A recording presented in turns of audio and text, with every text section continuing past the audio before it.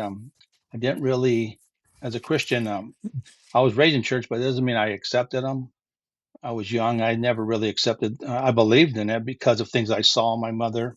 For instance, I'd say the biggest thing in my life at 17 years old, a lot of people say that they believe in God until there's a tough situation, think something happens in their life. And then I was at 17. I remember wondering. My dad sat us down and said my mother had breast cancer, Mm. and I thought, okay, well, you know, what are we gonna do now? You know, when the rubber meets the road, do you still trust God? We speak of trust and we think of walking with God. And I remember that he said, we're going to take them and I'll never forget it.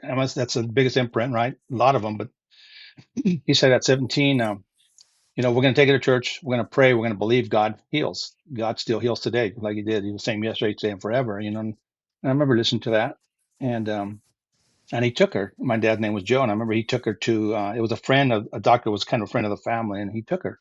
And she was actually, had x-rayed and came back, and he told my dad that she had cancer. And then I remember my father saying, well, we took her to church, and we prayed for her, and I believe she's healed. I would like you to take x-rays again.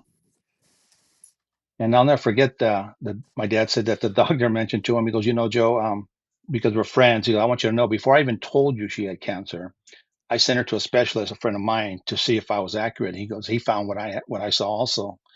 He said, but you're a friend, I'm going to check her again because I know what you're thinking. And my dad said, okay, well, I know you're thinking too, that uh, you believe she has cancer. So, yes, would you please do it? He did. And he came back, and I'll never forget. He told my dad, Joe, we did it again, and we found no cancer. He said, but I want you to know that cancer can hide. So we're going to do another X-ray, and it'll show. Yeah. So my dad said, okay, you do what you need to do. He told him, and he went back, and he came back with the news that she had no cancer. Today, Mm. my mother lives with me. She's 93 years old. She's never had cancer. Um, that doctor, because of that, heard the gospel. My dad was able to speak to him how why he trusted in God and that God was real.